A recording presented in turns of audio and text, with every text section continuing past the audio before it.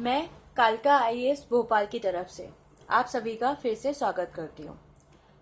अभी हम रीजनिंग के एक और नए टॉपिक दिशा के बारे में जानते हैं।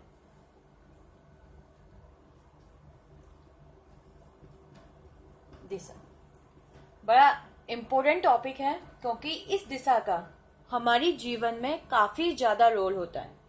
कहीं पे भी होते हैं तो पूछा जाता है कि कहाँ किस दिशा में जा रहे हो, उत्तर में जा रहे हो, पूर्व में जा रहे हो, कहाँ जा रहे हो, कहाँ करना चाहिए, किधर उत्तर में है, कहाँ पर है। मतलब हमारी लाइफ में दिशा बहुत ज्यादा इम्पोर्टेंट होती है। इसी वजह से रीजनिंग में भी दिशा को काफी ज्यादा इम्पोर्टेंट रोल दिया गया। तो हम इसी का क्वेश्चन देखेंगे कि दिशा जो इतना ज्यादा पूछा जाता है ये कहाँ कैसे लॉजिक होता है, कहाँ होता है। तो दिशा जो काफी लोगों को बड़ा कॉम्प्लिकेटेड लगता है, बहुत इजी होता है करने में और इसमें आप आराम से कुछ भी कैसे भी करके सॉल्व कर सकते हो। तो सबसे पहले जानते हैं कि क्या होती है दिशा। तो ये तो आप लोगों को सभी पता होगा कि जो हमारी दिशाएं होती है वो सिर्फ 4 होती हैं। कौन कौन सी? देखो ये जो मैं मैप बना रही हूं इसे आप याद रखिएगा। क्या होता है कि दिशा में आपको, क्योंकि आप अभी प्रैक्टिस तो आपको हो नहीं पाएगी, बस मैप याद रखो और मैप को याद रख के आप आराम से सॉल्व कर सकते हो, क्योंकि प्रैक्टिस तो अभी आप कर नहीं पाओगे। और दूसरी बात, अभी हमारे पास टाइम ही नहीं बचा। तो एक बार अगर आपने ये मैप रख लिया, वो भी अभी के अभी वीडियो देखते समय, तो आप एग्जाम हॉल में दिशा वाले क्वेश्चन तो 2 मिनट में सॉल्व कर देंगे। बस आपको ये वाला जो मैप है, डायग्राम, उसे आपको याद रखना है, दिमाग में एकदम फिट कर लो। कहाँ से क्या है, दिशाएं कैसे आती हैं, सारी चीजें आपको दिमाग में बिठानी है। इसे एकदम फिट करके रखो। दिशाएं, तो ये दिशा होती कहाँ है, क्या कैसे आती है। तो सबसे पहले ऊपर की तरफ आता है उत्तर, नॉर्थ। अगर ऊपर उत्तर है तो नीचे क्या आएगा, दक्षिण। उत्तर दक्षिण अपोजिट होते हैं, एक दूसरे के विपरीत। इधर की तरफ आपका आता है पूरब, ईस्ट। अब बचा क्या, वेस्ट, पश्चिम। तो सिंपल है। तो ये तो सिंपल है, सबको पता होगा। 4 दिशाएं होती हैं, चलो याद रखा, ऊपर उत्तर, नीचे दक्षिण, उधर पूरब, इधर पश्चिम। तो ये तो हमने याद रखा। आगे जो इसमें लेफ्ट और राइट वाला जो कॉन्सेप्ट आता है वही थोड़ा सा कंफ्यूजिंग होता है। उसे हम कैसे याद रख सकते हैं, उसी को हम सॉल्व करते हैं, उसी को हम देखते हैं आगे, क्योंकि वही थोड़ा सा कंफ्यूजिंग होता है कि कहाँ से क्या है। तो इस चीज को याद करने का एक तरीका है जो मैंने आपको पहले वीडियो में बताया था। क्या बताया था? जो रेखीय व्यवस्था होती है, उधर बायां इधर होता है और दायां इधर होता है, ये तो मैं आपको बता चुकी हूं। तो बस उसी व्यवस्था को आपको याद रखना है। अगर बायां इधर की तरफ होता है तो इधर क्या आ जाएगा आपका, बायां। दूसरी तरफ क्या आ जाएगा, दायां। बस काम खत्म। एक चीज याद रखा, जो इसलिए याद रखना इजी हो गया क्योंकि उससे रिलेटेड क्वेश्चन आप पहले ही कर चुके हो और पहले ही मैं अपने वीडियो में बता चुकी हूँ। तो बस ये 2 चीजें आपको याद रखनी है कि बायां कहाँ होता है, दायां कहाँ होता है। क्लियर हुआ? बस अब कोई काम नहीं है। अब हम आगे का पूरा अपने हिसाब से फिल कर लेंगे। इधर बायां है तो एक म्यान में 2 तलवार तो हो नहीं सकती। अगर यहाँ बायां आ चुका है, बायां मतलब लेफ्ट साइड और दायां मतलब राइट साइड। अगर यहाँ बायां आ चुका है, लेफ्ट साइड आ चुका है, तो हमें यहाँ पे क्या रखना होगा, दायां। क्लियर हुआ? समझ में आया? इधर बायां, इधर दायां। दायां के विपरीत क्या होता है, बायां। अब बायां आ चुका है तो फिर दायां आएगा, दायां के विपरीत बायां। अब यहाँ बायां आ चुका है तो यहाँ क्या आएगा, दायां। दायां के विपरीत बायां। क्लियर हुआ? तो हमने ये आराम से भर लिया, कोई प्रॉब्लम नहीं आई, क्योंकि हमें पहले से याद था बाएं किस तरफ होता है और दायां किस तरफ होता है। तो बाएं और दाएं की तरफ हेल्प से हमने क्या सॉल्व किया, बायां और दायां था, उसकी हेल्प से हमने ये पूरा लिया। एक म्यान में सिर्फ 2 तलवार नहीं हो सकती, तो इसलिए अगर बायां आया है तो अब बायां ही नहीं आएगा, इसलिए इस वाले में कौन आ गया, दायां आ गया। अब दाएं के अपोजिट क्या होता है, बायां। अब फिर से एक म्यान में तलवार नहीं हो सकती, इसलिए क्या आएगा, दायां। दाएं के अपोजिट क्या होता है, बायां। फिर से वही कंडीशन, तो फिर क्या आएगा, दायां। और दाएं के अपोजिट बायां। तो इसका क्या मतलब होता है? तो ये तो आपको हो गया, समझ में आया। क्योंकि क्वेश्चन में स्टार्टिंग में ही मैंने आपको क्या बताया था कि आपको ये मैप याद रखना है। एक बार आपने ये मैप याद रख लिया तो आप 2 सेकंड में कर सकते हो। तो आपको समझ में आया, और मैप को याद रखना बहुत इजी है, आराम से कर सकते हो। सिर्फ आपको ये वाली चीज हेल्प करेगी और इसकी सहायता से आप पूरा का पूरा डायरेक्शन अपने आप भर सकते हो। सिर्फ आपको ये याद रखना है, अब आप आराम से कोई भी क्वेश्चन सॉल्व कर सकते हो। पर इससे पहले हम ये समझते हैं कि बायां और दाएं का मतलब क्या होता है। इसका मतलब ये होता है कि उत्तर दिशा में बायां इधर है, जबकि दायां उस तरफ है। पूरब में बायां ऊपर है, दायां नीचे है। पश्चिम में दायां ऊपर है, बायां नीचे है। दक्षिण में दायां इधर है, बायां इधर है। सिंपल। अब ये आपकी डायरेक्शन है कि उत्तर में अगर बायां जा रहा है तो बायां इस तरफ जाएगा। अगर उत्तर में वह दायां जा रहा है, कोई भी जा रहा है, तो आप दाएं उधर की तरफ जाओगे। पूरब में ऊपर की तरफ बायां, नीचे की तरफ दायां। दक्षिण में इधर की तरफ दायां, उधर की तरफ बायां। पश्चिम में ऊपर की तरफ दायां मतलब राइट, नीचे की तरफ बायां मतलब लेफ्ट। क्लियर हुआ? अब क्वेश्चन कैसे पूछे जा सकते हैं और आप उन्हें कैसे सॉल्व कर सकते हो। अब ये क्वेश्चन आते हैं तो इन्हें आप बहुत जल्दी सॉल्व कर सकते हो। चलो इसी की सहायता से हम क्वेश्चन देखते हैं। क्वेश्चन करते हैं, कहां से क्या क्वेश्चन आता है। मोहन है, मोहन ने दक्षिण दिशा में यात्रा की। क्लियर है? मोहन ने दक्षिण दिशा में यात्रा की। वहां से बाया गया,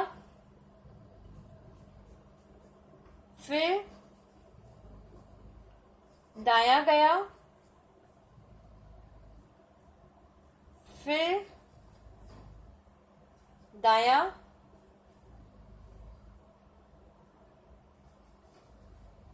फिर दाया। ये क्वेश्चन है। तो किस दिशा में वह जा रहा है? किस दिशा में वह जा रहा है, ये आपका क्वेश्चन आता है फर्स्ट टाइप का। मैंने थोड़ा सा छोटे में लिखा है क्योंकि इस डायरेक्शन को अभी हमारी मदद की जरूरत है। इस डायरेक्शन की मदद के बिना अभी हम क्वेश्चन सॉल्व नहीं कर सकते हैं, उनके लिए जिन्हें बिल्कुल आइडिया नहीं है दिशा के बारे में। इसलिए थोड़ा सा क्वेश्चन छोटा लिखा है, इसे आप समझ लीजिए। और ये फर्स्ट टाइप का क्वेश्चन है जिसमें सिर्फ क्या पूछा जाएगा, आपको दिशा पूछी जाएगी कि वह किस दिशा में जा रहा है। ठीक है, हम जानेंगे बाद में कि दूसरे या तीसरे टाइप के कौन से क्वेश्चन होते हैं, पर फर्स्ट टाइप के क्वेश्चन में आपको सिंपल क्या पूछा जाता है, दिशा पूछी जाती है। तो हमने यहाँ पर दिशा रखी है।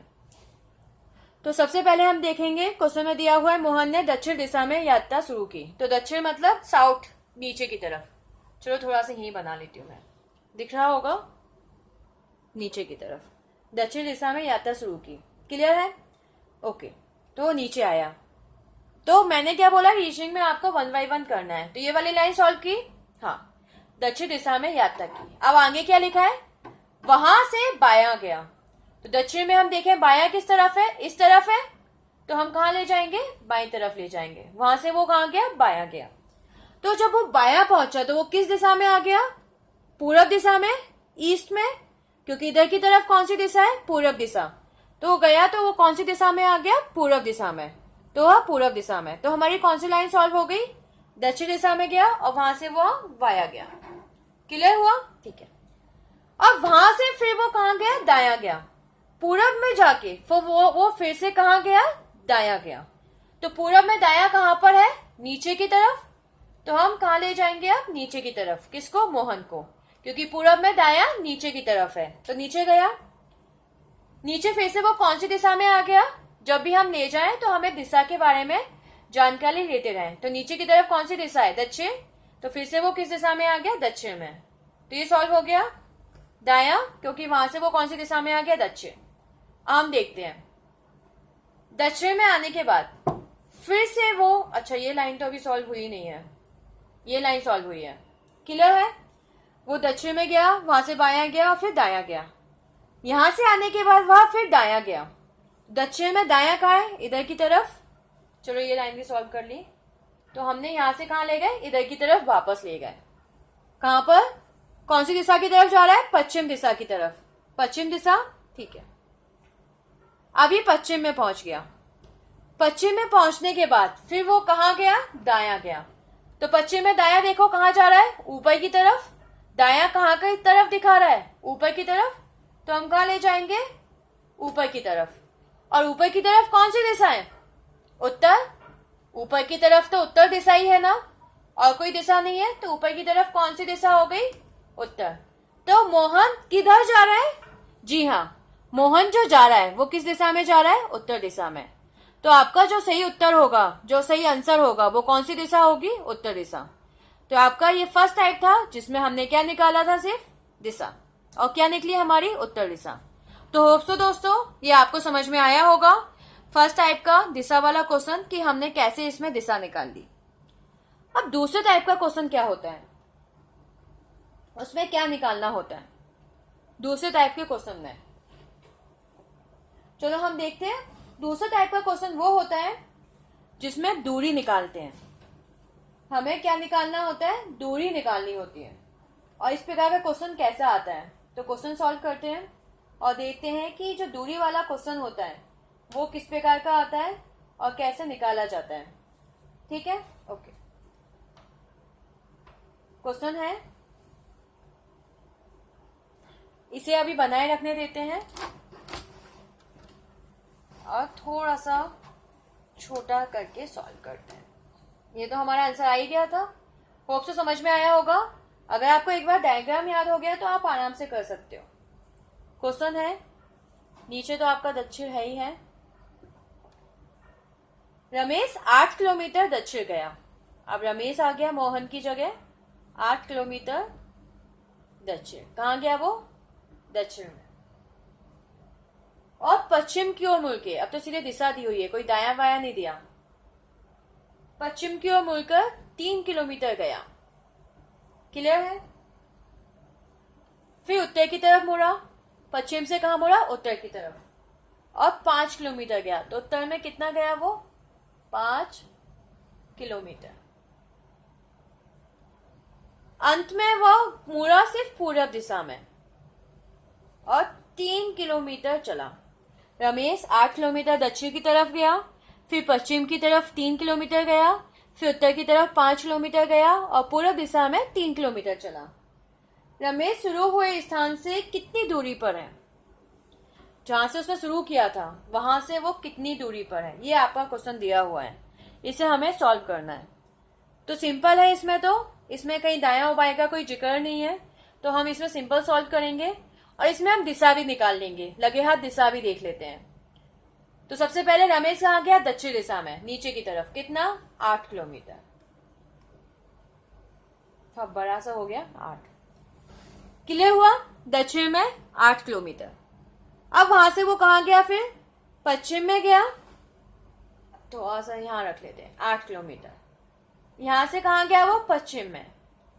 तो दक्षिण का पश्चिम इधर की तरफ है, कितना किलोमीटर, सिर्फ 3 किलोमीटर। क्लियर हुआ। वहां से वो किधर गया, पश्चिम में, और कितना चला इस बार, सिर्फ 3 किलोमीटर। तो वो पश्चिम में आ गया। अब पश्चिम में आके वो कहां गया, उत्तर की तरफ, और उत्तर की तरफ वो कितना चला, 5 किलोमीटर।